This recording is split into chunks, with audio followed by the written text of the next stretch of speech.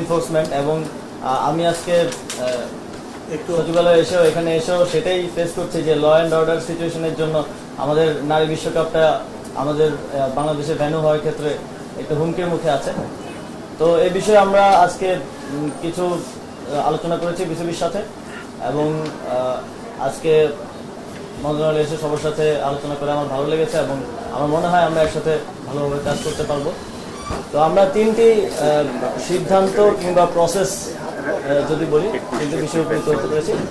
প্রথম হচ্ছে যুব ক্রীড়া মন্ত্রণালয়ের অধীনে শেখ হাসিনা জাতীয় যুব উন্নয়ন ইনস্টিটিউট আছে, আমরা এটার নাম পরিবর্তন করতে চাই যেহেতু বাংলাদেশে একটা ম্যাসাকারের সাথে শেখ হাসিনার নাম জড়িত আছে এবং হাজার সহস্র ছাত্র জনতা মারা গিয়েছে। আমরা মনে করি তিনি এর সাথে সরাসরি যুক্ত এবং সেই জায়গা থেকে এটা শুধু আমাদের মন্ত্রণালয় না, প্রত্যেকটি স্থানে এটা করা হবে। তো শেখ হাসিনা জাতীয় যুব উন্নয়ন ইনস্টিটিউটের নামটা আমরা পরিবর্তন করে বাংলাদেশ জাতীয় যুব উন্নয়ন ইনস্টিটিউট করছি এবং এই বিষয়ে প্রসেস চলমান থাকবে এবং দ্রুতই এটা কমপ্লিট হবে। আর নারী টি-20 বিশ্বকাপের বিষয়ে আমরা বিসিবির সাথে কথা বলেছি। যেই ইস্যুগুলো হচ্ছে তার মধ্যে সবচেয়ে গুরুত্বপূর্ণ হচ্ছে সিকিউরিটি এনশিওর করা। সিকিউরিটি এনশিওর করার ব্যাপারে স্টেট লেভেল থেকে কিছু কাজ করার ব্যাপার আছে। আমি আজকেই যমুনাতে গিয়ে ইউনুস স্যারের সাথে এই বিষয়ে বিস্তারিত কথা বলবো এবং তিনি একজন ক্রীড়াপ্রেমী মানুষ, তিনি অবশ্যই এটিতে আমাদেরকে সহযোগিতা করবেন এবং স্টেট লেভেল থেকে সিকিউরিটিটা আমরা এনশিওর করব। আমরা ইউএন এর সাথেও কথা বলবো যাতে তারা সাজেস্ট করে কিছু দেশের ট্রাভেল রেস্ট্রিকশনস আছে সেগুলো যাতে সমাধান করা যায়। আর অবকাঠামোগত কিছু উন্নয়নের ব্যাপার আছে সেগুলো মাননীয় সচিব আমাকে নিশ্চিত করেছেন যে কমপ্লিট করা হয়ে যাবে এর মধ্যেই। এবং বিসিবির বিষয়ে যেহেতু বিসিবি একটি অটোনমাস ফেডারেশন, তো সিদ্ধান্ত তো আমরা দিতে পারবো না, আমরা বিসিবি থেকে সাজেশন নিতে পারবো, তাদেরকে সাজেশন দিতে পারবো। সো বিসিবির সভাপতি অনুপস্থিত আছেন। অবশ্যই একটা ফেডারেশনকে ওয়ার্ক করতে হইলে তার সবগুলো অর্গান ঠিকভাবে ভালোভাবে কাজ করতে হয়। সভাপতির মতো গুরুত্বপূর্ণ দায়িত্বে যিনি আছেন তিনি অনুপস্থিত আছেন, কিন্তু বিসিবি যেহেতু একটা অটোনমাস ফেডারেশন আইসিসির অধীনে, তো এই বিষয়ে আমরা সিদ্ধান্ত নিতে পারবো না। আমরা সাজেস্ট করেছি যারা বিসিবির ডাইরেক্টরস আছেন তারা এই বিষয়ে লিগালি কিভাবে আইসিসির লিগাল ফ্রেমওয়ার্কের মধ্য থেকে কিভাবে এই বিষয়টি সমাধান করা যায় এবং অন্তর্বর্তীকালীন সময়ের জন্য কাউকে নিয়োগ করা যায় কিনা সে বিষয়ে তারা আমাদেরকে পরবর্তীতে রিপোর্ট করবেন এবং এ বিষয়ে আমরা প্রসিজারটা চালু রাখবো। তো এই তিনটি সিদ্ধান্ত কিংবা প্রসেস যাই বলেন আজকে আমরা উপনীত হতে পেরেছি এবং সামনে আরও আজকে আমি সময় দিতে পারছি না কারণ আমাদের আপনারা জানেন প্রধান বিচারপতির শপথ গ্রহণ অনুষ্ঠান আছে। তো আমরা আরও বিস্তারিত কথা বলবো, আমি আবার এসে হয়তো আরও বিস্তারিত কিছু বিষয়ে সিদ্ধান্ত আমরা নিতে পারবো। আপনাদের কোনো প্রশ্ন থাকলে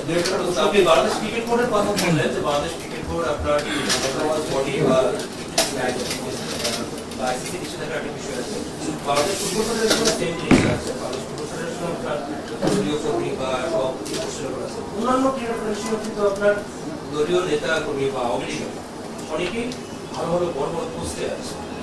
ওইসব ফেডারেশন বা ক্রীড়া সংস্থার প্রতি কিন্তু আপনার এই ধরনের কোনো নিষেধাজ্ঞার কোনো বিষয় নেই, সেগুলোর ব্যাপারে কি ধরনের পদক্ষেপ নেওয়া যেতে পারে?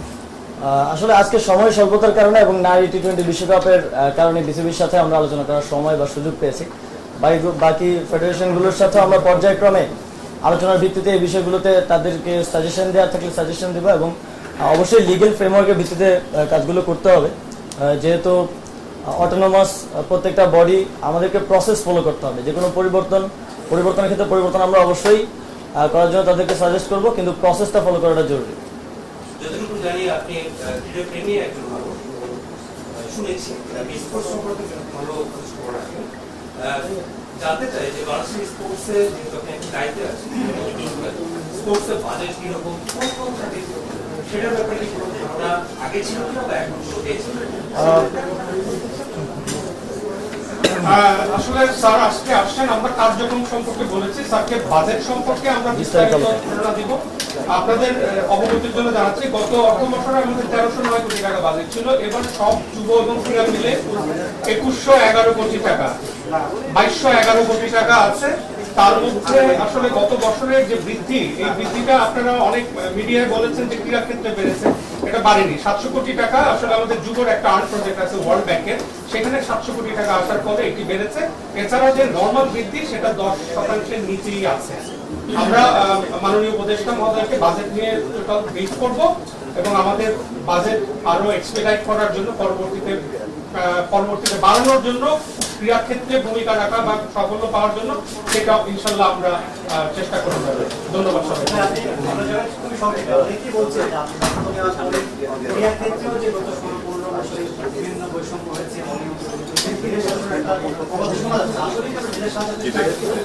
আমরা পুরো দেশকে ঢেলে সাজাতে চাই এবং সেটা আমরা আসলে ব্যক্তির জায়গা থেকে নয় যে একজন ব্যক্তিকে আমি পরিবর্তন করে দিলে আমার হয়ে গেল। আমরা সিস্টেমটাকে ঢেলে সাজাতে চাই। আমরা এমন একটা সিস্টেম করে দিয়ে যেতে চাই এই অন্তর্বর্তীকালীন সরকারের অধীনে, যাতে করে যে ব্যক্তি আসুক সে ওই সিস্টেম ফলো করার মাধ্যমে এই যে দুর্নীতির কথা বলছেন কিংবা অনিয়মের কথা বলছেন সেগুলো যেন আর কখনোই ফিরে না আসতে পারে।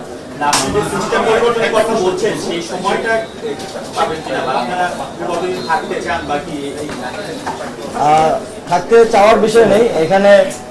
বাংলাদেশের জনগণ একটি স্বতঃস্ফূর্ত গণ অভ্যুত্থানের ভিত্তিতে এবং একটি রিফরমেশনের দাবিতে যে গণ অভ্যুত্থান হয়েছে তার ভিত্তিতেই আমাদেরকে দায়িত্ব দিয়েছে। আমরা সেই দায়িত্ব পালন করব।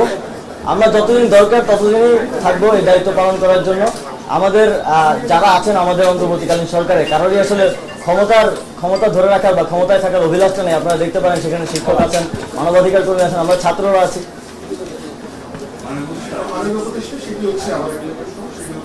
যে বোর্ডগুলো রয়েছে সেখানে পলিটিক্যাল প্রভাব মুক্ত করার জন্য আপনারা স্থায়ী কোনো ব্যবস্থা এই বোর্ডগুলো যেহেতু অটোনমাস, তো সেগুলোর ব্যাপারে সিদ্ধান্ত নেওয়ার ক্ষেত্রে আমাদেরকে লিগেল ফ্রেমওয়ার্কগুলো আরো ভালো করে স্টাডি করতে হবে। তো আমি তো সেই সময়টা পাইনি। আমি আজকে প্রথম এসেছি এবং আজকেও বেশিক্ষণ সময় দিতে পারছি না, যদিও ইচ্ছা ছিল। তো আমরা সেগুলো স্টাডি করব এবং এর মধ্যে দিয়ে একটা স্থায়ী সমাধান করার জন্য কোনো স্টেপ নেওয়ার মতো সুযোগ থাকলে আমরা অবশ্যই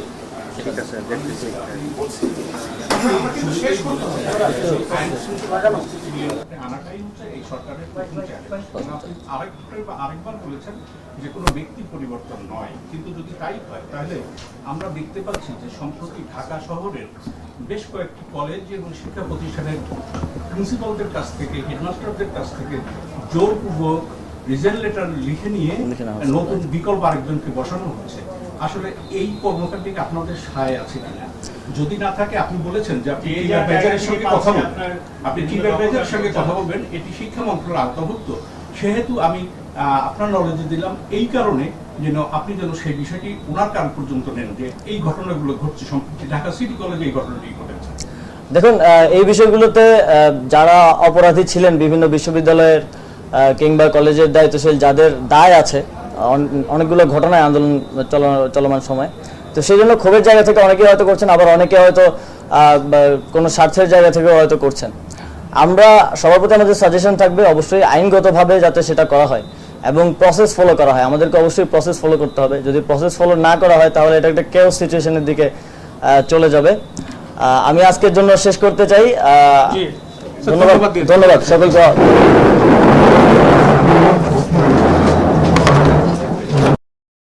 প্রথম কর্মদিবসে আসিফ মাহমুদের চমক, বদলে যাচ্ছে শেখ হাসিনা যুব ও ক্রীড়া ইনস্টিটিউটের নাম। সাবেক বিসিবি প্রেসিডেন্ট নাজমুল হাসানকে সরাতে